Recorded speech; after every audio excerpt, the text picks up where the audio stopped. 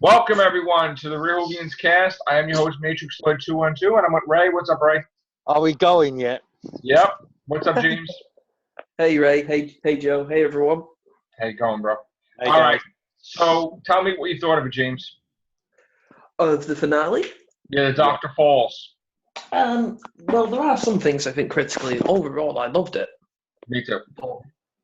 I loved most of it. The only criticism I would give to it, because as Doctor Who fans, I think we should nitpick things we don't agree with. The puddle monster resolution for Bill was bad. I didn't enjoy that. I think it was because, I'll tell you why, even though it was a good ending for her, I didn't like that monster anyway. So how it can access the TARDIS. It is kind of fairy tale-y, do you know what I mean? Doctor Who's not really fairy tale-y, and but it's a tiny nitpick. Apart from that, right. The tiny nitpick I have about the puddle monster is the fact that Bill basically cried a whole river for like 10 years and as a Cyberman, and she never came until the last possible moment. It's like anyone who watches it, you just kind of have to, as Doctor Who fans, we just kind of have to let that slide. It is complete Moffat, as I call it, Moffat bollocks. He occasionally writes something. I didn't like the puddle monster because of the way else you could fly the TARDIS, and now everyone can fly the TARDIS. I don't like everybody flying the TARDIS. I don't like that they mentioned. I don't like how she can get into the TARDIS. How does that make any sense? And even though it's biometric, you have to be able to control it only biometric, like the doctor or whoever the doctor allows. Obviously, unless the puddle monster is God, it makes no sense. But apart from that, we won't go on that because now people start to get dislike. I actually gave it a 10 out of 10 apart because it's such a tiny. Yeah, my rating now was a 9 to this one. Yeah. The last one was a 10. This is a 9. And again, if you think about it, I liked half the season, and the Christmas special will be, just depending on how that is. So it's like a split down the middle for me. So the weakest point of this season was the Monk trilogy. The Monk trilogy really lets it down. But you've got to remember, Series 9 is completely let down by the Zygon episodes and many other things. Because a lot of people like the Zygon episodes, but the problem is they just don't make sense. There's a lot of episodes, but the Monk episodes are very poor, very, very bad. Because technically, the Zygon should be on Earth with the monks. Yeah, very good point. Very good point. But they've obviously dropped the Zygon storyline because everyone dislikes the Zygons at this point because they're ruined. The finale itself, the episode, excellent. Many good things about it. Obviously, the spoilers. If anyone hasn't watched it, so if you haven't watched it, please tune out now. David Bradley at the end, fantastic. Yes. Obviously, we all knew it was going to happen. There's no surprise. But we all called that. We all called the whole damn finale, basically. Yeah, the guy with 3 cars must have known it about 3 years ago, right? Right. We called the Master would finish himself off, but we didn't see the regeneration. We called that the puddle monster would save the day, and that David Bradley would return. What I didn't expect with the Master was the fact that they both betrayed each other in the same scene. That was quite interesting. Yeah. I like that, and they laughed about it, and that. Yeah, it was brilliant. But I would like to think that Missy wore some protective gear, knowing she was going to get blasted. Yeah, but maybe not. Isn't that? It's kind of that's the only thing. It is, even though it's brilliant, it's also very uneventful because we know it's meaningless because we know Chibnall wants another master, so it's a bit pointless in a way. But what is more interesting about that scene is the fact that they don't show John Sim's regeneration, pretty much not confirming, but 90% confirming Missy is not directly after the Master. There is another incarnation. Yeah, she didn't remember it too well either. So. Yeah, exactly. Well, she explained that, and I always said that when Doctors or Time Lords meet other versions of themselves, they always forget the events afterwards. So Jonathan must have forgot afterwards, i.e. But the great thing is, I think what they're going to do is because we didn't see the regeneration, we now know. We don't know, but it's pretty certain that Missy is definitely way after the Master, not directly after, right? That maybe the Master, when Chibnall introduced him, is actually before Missy and is an incarnation after John Sim. Right. Possibly. They could do that. Yeah. Or they could do it that when Missy regenerates, she just hates the Doctor because it was just that one-off incarnation. No, I think if she does regenerate, I think he'll like the Doctor, he or she. but the Doctor will hate her because you got to remember the Missy was going to go back to the Doctor, but the Doctor doesn't know that. The Doctor thinks Missy betrayed him, didn't get a chance to see her change. Do you know what I mean? Yeah. Mhm. So Did you Doctor will mess it up. Sorry. The Doctor will mess up that relationship. I was going to just say, James, I got reasonably obviously got your opinion, Joel. But did you like the way they was told about John Simmons' master leaving Gallifrey? It was a bit short. They could have spent a bit more time on it, but I liked how I liked that they mentioned it because I didn't think they were going to mention it at all. But it also creates new plot holes, as we said in the cast. I don't think you saw, where if they gave him a TARDIS and they fixed his problem and his regenerations, why don't they all escape in TARDISes? Yeah, I tell you what, the biggest plot hole would probably be the fact that he didn't know he had the dehumanization unit in his pocket. That's pretty dumb. He didn't know that for 10 years. 10 years he's been wearing that jacket. He didn't know. Come on.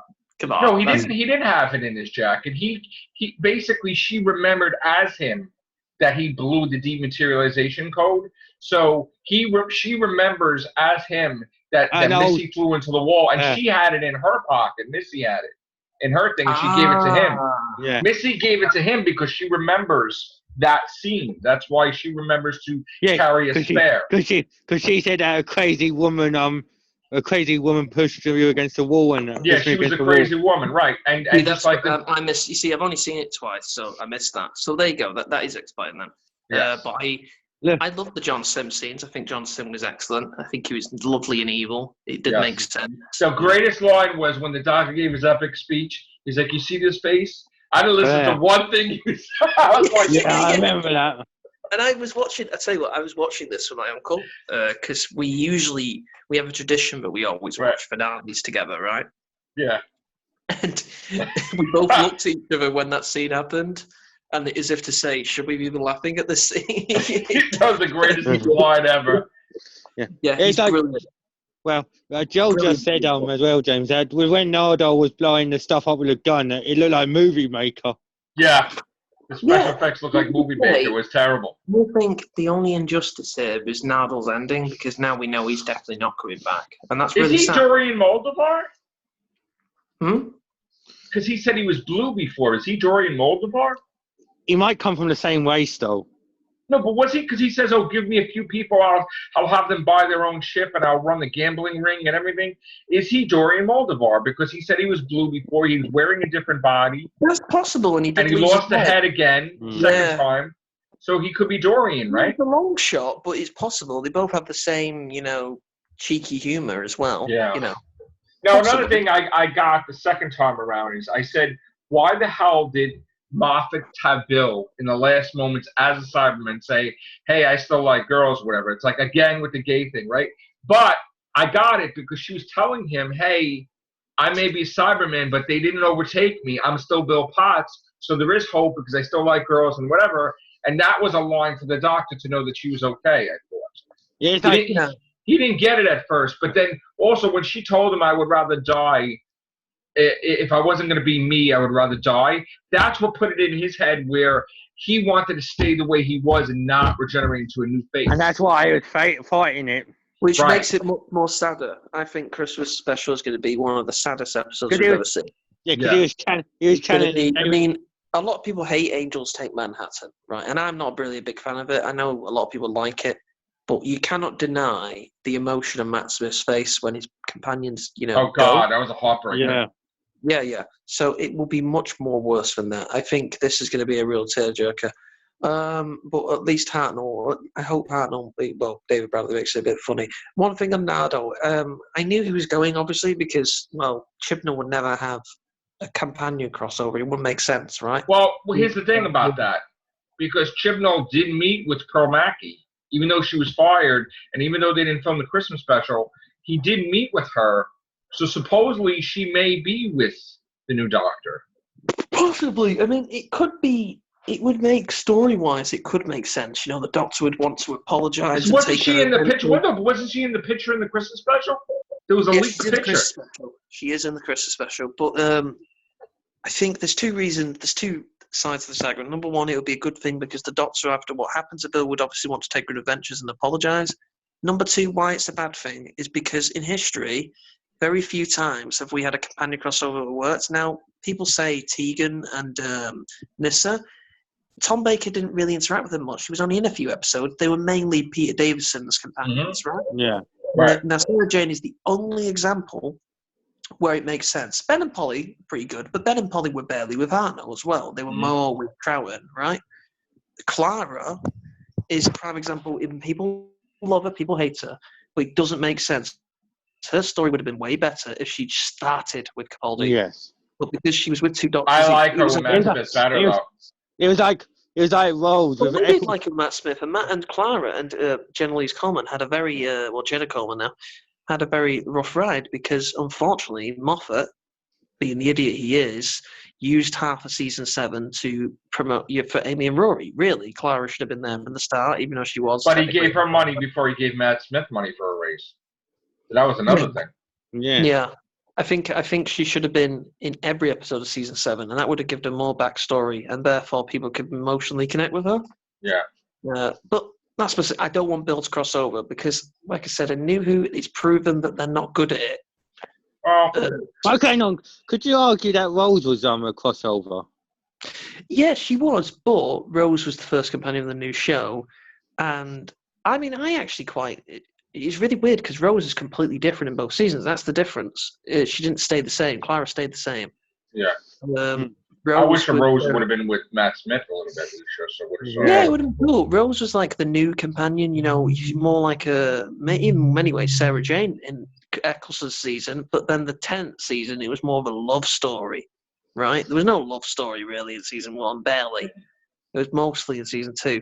Well, kind of, because if there was some things, even the Dalek said, the woman you love, and then he looks at it, he never denied it. He never denied it. Chris Eccleston's doctor, they loved Rose. So, and even if he asked Chris Eccleston, he did say his doctor loved Rose. So yeah, obviously he did initially, but it wasn't really, it was more of a love series too. Overall, I love the finale. I think the Masters made it great. What I will say is, my fears about the new Cybermen were completely blown away. We did see the new Cybermen, but we barely saw the Lumix Cybermen. Yeah, which is weird because actually I prefer them over the really new ones. Well, we were just saying, James, as a laugh, we should have seen the 70s and 80s Cybermen, and then when he was blowing them up, he sort of said, "This is for Adric." Hayden said that. He's like, for Adric. Yeah, he would have shot the 80s Cybermen, yeah. We had an 80s Cybermen reference, though, because they actually left up the Mondasian Cybermen because the chest piece is supposed to be the gun for the Mondasian Cybermen, and the headpiece has only ever been a gun for the Revenge of the Cybermen. And so they changed the weaponry in the Mondasian Cybermen. So I suppose that's a reference. Yeah, Tom Baker's daughter. But the only bad thing I would say, didn't we see the Mondasian Cybermen jetpack a bit? We did, didn't we? Yeah. Mm-hmm. Really dumb. They flew in the air. That was like, oh. Yeah, that wasn't good. Wasn't crazy about that. That was for the newer, kind of Cybermen, I thought. The Mondasians fly, and I'm like, fly. You did see it at one point. It was like a little scene. Seconds, but yeah. We had more Mondasian Cybermen. I'd say on a scale that, like if you had 10 numbers, there was 5 Mondasian Cybermen, 3 new ones, and 2 Lumic ones.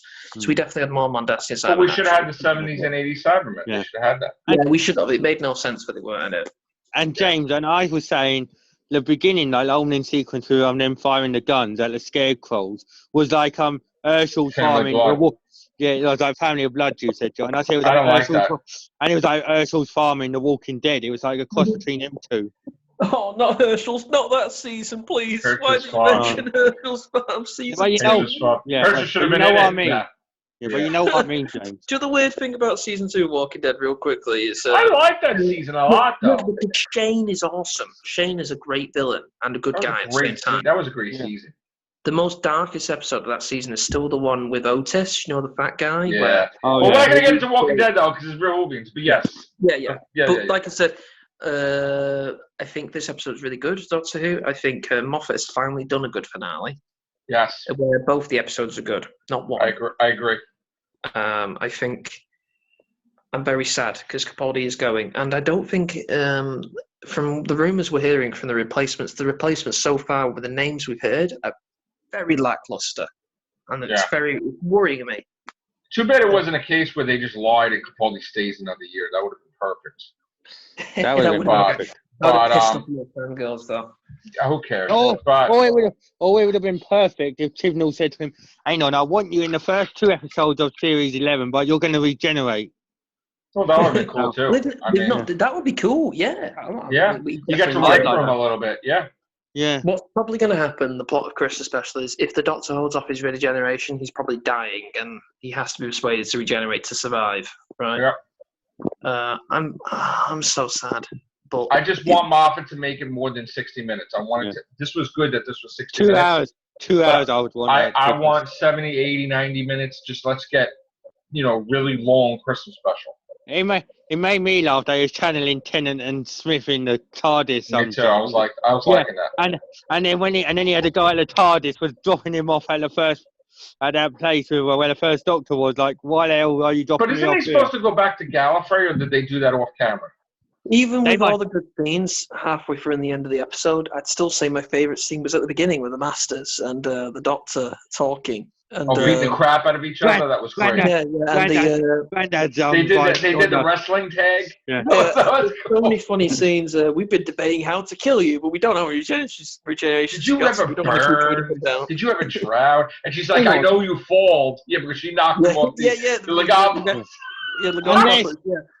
Joe, unless when I'm after like Arnold's Doctor, but I'll say Bradley's says to him, you need to do something, and then he's like, oh, hang on, I need to go back to Gallifrey, and he does it in the Christmas special. Well, that's what Moffat said. He's going back to Gallifrey Christmas. So I mean, that's what I want to see what's going to happen there, because are we going to have new scenes where they're going to actually ask David Tennant and Matt Smith to appear as talking to a Capaldi or something, like different scenes? Maybe, but I think we've had enough scenes with them that they could probably tie in. But this is kind of like Moffat's last, so it's also like a new Who anniversary too. Also, this would be a good idea because we've already got the Tennant and Matt Smith scenes from the 50th anniversary. Yeah. So the only thing what's left to be explained is the Capaldi would probably, with David Bradley, go to the other Doctors. Maybe we see the other Doctors. You never know. And to arrange them to arrive at the TARDIS, because it never really was explained properly why the other Doctors arrived, right? Well, so no, it was believed that Matt Smith got them all together. Yeah, we didn't really do that. Do you know what I mean? I read somewhere, I know it's like a rumour, but I heard something that Matt Smith had done a psychic link, and that's why it took so long for them all to get here. And then when the War Doctor and David Tennant got it, because there was a psychic link. Yeah, but they didn't need Capaldi's for the final equation. Capaldi was there for a different purpose, I thought, was to save Gallifrey from being put there in the first place. That's what or find out where they went. Because they never explained that either, how they got out of there either. Yeah, there's many things. I hope it ties up well, but either way, I'm very excited. It's a long wait, though. At least we got Fear the Walking Dead tonight. Yay! Yeah, I know. I keep forgetting it's on tonight, too. And somebody's supposed to die on that tonight, but anyway, we'll find out. Yeah, and Ben was saying that 13th Doctor might get announced in August. I thought it would be sooner. I mean, probably Comic-Con. No, because he's probably going to appear in Christmas special. Moffat and Capaldi are going to be at Comic-Con in July. It's possible that they would. It is possible that they would. It's very unlikely, but I'd love it if they did it. That they would regenerate and not show us the person in the Christmas special. They're not doing that. Yeah. They're not doing that. The reason why they wouldn't do that is because they like to market the next Doctor. No, but they wouldn't do that because after Walking Dead pulled that crap, they're not going to have them wait like a year for it to see who the face is. Well, the people get pissed. And no offense, it's not like in the 70s where you had no social media or that, and you couldn't find out anything. Yeah, I know. People would be pissed if they didn't know who the Doctor was. It was a gamble, and it paid off and didn't pay off because for the first episode of season 7, they got amazing ratings, but because it was dropped. Yeah, it dropped massively because it got crap. And the ratings right now for Doctor Who ain't anything to cry home about. No. I mean, they're not really that great. No, Joe said they were. The ratings weren't that great for the Doctor Fall. Getting ratings for a TV show these days is virtually impossible. Game of Thrones is on HBO, right? And people who watch Game of Thrones digitally. It's still less than what it's been. Yeah, but most things people watch live now is the news, football, like that. Do you know what I mean? It's a very digital age, and that's just the way it's going. And most of this season was going up against Britain's Got Talent, weren't it, James? So obvious. So. Oh God, why anyone watches that crap? I mean, to be fair, I watch Britain's Got Talent repeat for the auditions because I like watching idiot. That's what I do. I like watching it, and then when it goes live, I just say nope. Fuck no, this. I don't watch the live show. It's fixed anyway. America's Got Talent, Britain's Got Talent. They're all fixed shows. Yeah. Anyone who believes they're legit is an idiot. That's because that's what Lee Nelson showed, weren't it, in that thing? Well, let's just, you know what, enjoy the summer off, but we'll still be here on the Whovians cast doing different things. So thank you, Ray. Thank you, James. You're welcome. We'll be back probably later. Take care. Bye for now.